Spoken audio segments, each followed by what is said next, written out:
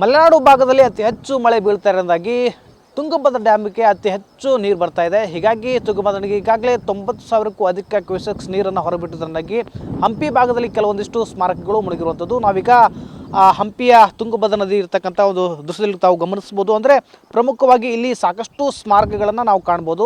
ಅದರಲ್ಲೂ ಕೂಡ ವಿಧಿವಿಧಾನದ ಮಂಟಪಗಳು ಮತ್ತು ಪುರಂದರಸ ಮಂಟಪ, ಇನ್ನು ಅನೇಕ ಸ್ನಾನಘಟ್ಟಗಳಾಗಿರ್ಬೋದು, ಇನ್ನು ಅನೇಕ ಮಂಟಪಗಳು ಕೂಡ ಈಗಾಗಲೇ ಮುಳುಗಿರುವಂಥದ್ದು. ಅಂದರೆ ಪ್ರಮುಖವಾಗಿ ತಾವು ಗಮನಿಸ್ತಾ ಇರ್ಬೋದು ಯಾವ ಪ್ರಮಾಣದಲ್ಲಿ ನೀರು ಅಷ್ಟೊಂದು ರಭಸವಾಗಿ ಹರಿತಾ ಇದೆ ಮತ್ತು ಅತಿ ಹೆಚ್ಚಿನ ಪ್ರಮಾಣದಲ್ಲಿ ನೀರನ್ನು ಬಿಡ್ತಾ ಇರೋದಾಗಿ ಸಾಕಷ್ಟು ಹಂಪಿಗೆ ಸಂಬಂಧಪಟ್ಟಿರ್ತಕ್ಕಂಥ ಸ್ಮಾರಕಗಳು ಮುಳುಗ್ತಾ ಇರೋದು. ಮತ್ತು ಪ್ರಮುಖವಾಗಿ ಈಗ ಪ್ರವಾಸಿಗರು ಕೂಡ ಸಾಕಷ್ಟು ಇಲ್ಲಿರ್ತಕ್ಕಂತಹ ಮಂಟಪಗಳನ್ನಾಗಿರ್ಬೋದು ಮತ್ತು ದೇವಸ್ಥಾನಗಳ ಭೇಟಿಗಳನ್ನು ಕೊಡ್ತಿರ್ತಾರೆ. ಆದರೆ ಈಗ ಸಾಕಷ್ಟು ಪ್ರಮಾಣದಲ್ಲಿ ನೀರು ಬಿಡ್ತಾರೆ ಎಂದಾಗಿ ವಿಧಿವಿಧಾನ ಮಂಟಪಗಳಾಗಿರ್ಬೋದು, ಸ್ನಾನಘಟ್ಟಗಳಾಗಿರ್ಬೋದು ಮತ್ತು ಇನ್ನು ಪ್ರಮುಖ ಹಲವಾರು ಐತಿಹಾಸಿಕ ಸ್ಮಾರಕಗಳು ಮುಳುಗಡೆಯಾಗಿರುವಂಥದ್ದು. ಮತ್ತು ತಾವು ಗಮನಿಸ್ತಾ ಇರತಕ್ಕಂಥ ಪ್ರಕಾರವಾಗಿ ಇಲ್ಲಿ ಸಾಕಷ್ಟು ಭಕ್ತಾದಿಗಳು ನಿತ್ಯವೂ ಕೂಡ ಕಾರ್ಯಗಳನ್ನು ಕೂಡ ಮಾಡ್ತಾ ಇದ್ರು. ಅವುಗಳಿಗೂ ಕೂಡ ಸಾಕಷ್ಟು ತೊಂದರೆ ಆಗಿರುವಂಥದ್ದು.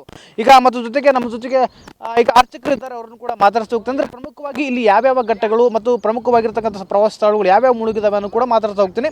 ಸರ್, ಈಗ ಪ್ರಮುಖವಾಗಿ ಯಾವ್ಯಾವ ಸ್ನಾನಘಟ್ಟಗಳಾಗಿರ್ಬೋದು, ಪ್ರಮುಖ ವಿಧಿವಿಧಾನ ಮಂಟಪ ಯಾವ ಮುಳುಗಡೆಯಾಗಿದೆ ಅಂತ? ವಿರೂಪಾಕ್ಷ ದೇವಸ್ಥಾನಕ್ಕೆ ಸಂಬಂಧಪಟ್ಟಂತಹ ಸ್ನಾನಘಟ್ಟ ಸಂಪೂರ್ಣ ಮುಳುಗ್ತಾ ಇದೆ ನದಿಯಲ್ಲಿ. ಅದೇ ತರಹ ಪುರಂದಾಸರ ಮಂಟಪ ಸ್ವಲ್ಪ ನೀರು ಬಿಟ್ಟರು ಕೂಡ ಅದು ಒಂದು 20,000 ಕ್ಯೂಸೆಕ್ಸ್ ನೀರು ಬಿಟ್ಟರು ಕೂಡ ಅದು ಮುಳುಗೋಗುತ್ತೆ. ಜನವಾರ ಮಂಟಪ ಮುಳುಗಿದೆ. ಈ ಧಾರ್ಮಿಕ ವಿಧಾನಗಳನ್ನು ಮಾಡ್ತಕ್ಕಂಥ 4 ಮಂಟಪಗಳಲ್ಲಿ 2 ಮಂಟಪಗಳು ಪೂರ್ಣ ಮುಳುಗಿದ್ದಾವೆ. ಇನ್ನು 2 ಮಂಟಪಗಳಲ್ಲಿ ಅರ್ಧ ಭಾಗ ನೀರಿರೋದ್ರಿಂದ ಅಲ್ಲಿ ಏನೇ ಧಾರ್ಮಿಕ ಆಚರಣೆಗಳನ್ನು ಮಾಡಲಿಕ್ಕೆ ಆಗೋದಿಲ್ಲ. ಇದೇ ತರಹ ರಸ್ತೆ ಪಕ್ಕದಲ್ಲೊಂದು ಆಗಿನ ಕಾಲದಲ್ಲೇ ಇದನ್ನು ವಿಚಾರ ಮಾಡಿ ಮೇಲ್ಭಾಗದಲ್ಲೊಂದು ಮಂಟಪ ಕಟ್ಟಿದ್ದಾರೆ. ಆ ಮಂಟಪದಲ್ಲಿ ಈಗ ನಾವು ಧಾರ್ಮಿಕ ಪೂಜೆಗಳನ್ನು ಮಾಡಿಸ್ಕೊಡ್ತಾ ಇದ್ದೇವೆ. ಅವರು ತರ್ಪಣಗಳನ್ನು ಬಿಟ್ಟು ನದಿಯಲ್ಲಿ ಅವರು ತಂದಿರತಕ್ಕಂತಹ ಆ ಒಂದು ಪಿಂಡಗಳನ್ನಾಗಲಿ, ಕಾಯಿ, ಹೂವು, ಹಣ್ಣು, ಕರ್ಪೂರ, ಎಲಡಿಕೆಯನ್ನಾಗಲಿ ನದಿಗೆ ಬಿಟ್ಟು ಹೋಗ್ತಾರೆ. ಇದರಿಂದ ಏನಾಗ್ತಾ ಇದೆ ಅಂದರೆ ಭಕ್ತಾದಿಗಳು ಸುರಕ್ಷಿತ ದೃಷ್ಟಿಯಿಂದ ಸ್ನಾನಾದಿಗಳನ್ನು ಮಾಡಿಕೊಂಡು ತಮ್ಮ ಒಂದು ಆರೋಗ್ಯದ ದೃಷ್ಟಿಯಿಂದ ಅಥವಾ ತಮ್ಮ ಕುಟುಂಬದ ಹಿತದೃಷ್ಟಿಯಿಂದ ಸುರಕ್ಷಿತವಾಗಿ ಮೆಟ್ಲ ಮೇಲೆ ಕುಳಿತುಕೊಂಡು ಸ್ನಾನ ಮಾಡಿ ಹೋಗೋದು ಹೆಚ್ಚು ಸೂಕ್ತ. ಯಾರೂ ಈಗ ಈ ಸಾಹಸ ಮಾಡೋದಿಲ್ಲ. ಆದಷ್ಟು ಮೆಟ್ಲ ಮೇಲೆ ಕುಳಿತು ಅವರು ಪೂಜೆಗಳನ್ನು ಮಾಡ್ಕೊಂಡು ಹೋಗ್ತಾ ಇದ್ದಾರೆ. ಇದೆಲ್ಲರಿಗೂ ಒಳ್ಳೆಯದು. ಇನ್ನೂ ಕೂಡ ಸರ್ಕಾರ ಇದ್ರ ಬಗ್ಗೆ ಸಾಕಷ್ಟು ಕ್ರಮ ವಹಿಸ್ತಾ ಇದೆ. ಇನ್ನೂ ಸ್ವಲ್ಪ ಸುರಕ್ಷಿತವಾಗಿ ಇಲ್ಲಿರ್ತಕ್ಕಂಥ ಲೈಫ್ ಸೇವಿಂಗ್ ಜಾಕೆಟ್ಸು ಅಥವಾ ರಿಂಗ್ಗಳು ಇಂಥವೇನಾದರೂ ಇಟ್ಟರೆ ಅಕಸ್ಮಾತ್ ಯಾರಾದರೂ ನೀರಲ್ಲಿ ಹೋದರೂ ಕೂಡ ಅವ್ರನ್ನ ಉಳಿಸೋದಕ್ಕೆ ಸಾಧ್ಯ ಆಗುತ್ತೆ. ಅದರಿಂದ ಇದೊಂದು ಪ್ರಯತ್ನ ಸರ್ಕಾರ ಮಾಡಲಿ ಅಂತ ಹೇಳಿ ಅಪೇಕ್ಷೆ ಮಾಡ್ತಾ ಇದ್ದೇವೆ. ಈಗ ಪ್ರಮುಖವಾಗಿ ಅತ್ಯಂತ ಹೆಚ್ಚು ರಭಸವಾಗಿ ನದಿ ಹರಿತಾ ಇದೆ.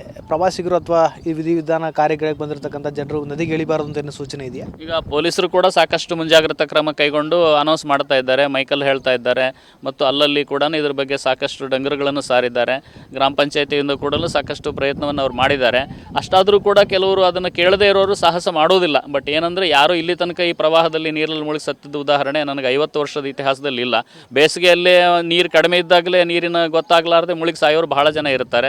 ಇದೊಂದು ದೃಷ್ಟಿಯಿಂದ ಈಗ ಬಂದವರು ಏನು ಮಾಡ್ತಾರೆ ಅಂದರೆ ಧಾರ್ಮಿಕ ಆಚರಣೆಗಳಿಂದ ಬರೋರು ಸ್ನಾನ ಮಾಡಿ ಅವರವ್ರ ಪೂಜೆ ಮುಗಿಸ್ಕೊಂಡು ಹೋಗ್ತಾ ಇದ್ದಾರೆ. ಇಲ್ಲಿ ನೋಡ್ತಾ ಇದ್ದೇವೆ ನಾವು ಶಿವನನ್ನು ಪೂಜೆ ಮಾಡಿಕೊಂಡು ಕಂಬಳಿ ಹಾಸ್ಕೊಂಡು ಅದ್ರ ಮೇಲೆ ತಮ್ಮ ಕುಲದೇವರನ್ನು ತೊಗೊಂಬಂದು ಅಭಿಷೇಕ ಮಾಡಿಸ್ಕೊಂಡು ತೊಗೊಂಡೋಗಿ ಶ್ರಾವಣ ಮಾಸದ ಪೂಜೆಗೆ ಅವ್ರು ಬಂದಿದ್ದಾರೆ. ಅವ್ರು ಮೆಟ್ಲ ಮೇಲೆ ಕುತ್ಕೊಂಡು ಸ್ನಾನ ಮಾಡಿ ಬಿಂದಿಗೆನೋ ಚಂಬನ್ನು ತೊಗೊಂಡು ಸ್ನಾನ ಮಾಡಿ ಹೋಗೋದು ಹೆಚ್ಚು ಸುರಕ್ಷಿತವಾಗಿರ್ತದೆ ಅನ್ನೋದು ನಮ್ಮೆಲ್ಲರ ಹಾರೈಕೆ ಆಗಿದೆ. ಇಷ್ಟು ಇಲ್ಲಿರ್ತಕ್ಕಂಥ ಅರ್ಚಕರ ಮಾತಾಗಿರುತ್ತದೆ. ಪ್ರಮುಖವಾಗಿ ಸಾಕಷ್ಟು ರಭಸವಾಗಿ ನದಿ ಹರಿತಾ ಇದೆ. ಹೀಗಾಗಿ ಪ್ರವಾಸಿಗರಾಗಿರ್ಬೋದು ಮತ್ತು ವಿಧಿವಿಧಾನ ಕಾರ್ಯಕ್ರಮ ಬಂದಿರತಕ್ಕಂಥ ಜನರಾಗಿರ್ಬೋದು ಸುರಕ್ಷಿತವಾಗಿ ತಮ್ಮ ಕೆಲಸಗಳನ್ನ ಮುಗಿಸ್ಕೊಂಡು ಹೋಗಬೇಕು ಅನ್ನೋ ಮನವಿಯನ್ನು ಕೂಡ ಮಾಡ್ತಾ ಇದ್ದಾರೆ. ಕ್ಯಾಮ್ರಾ ಪರ್ಸನ್ ವಿನಾಯಕ ಬೆಳಗ್ಗೆ TV9 ಬಳ್ಳಾರಿ.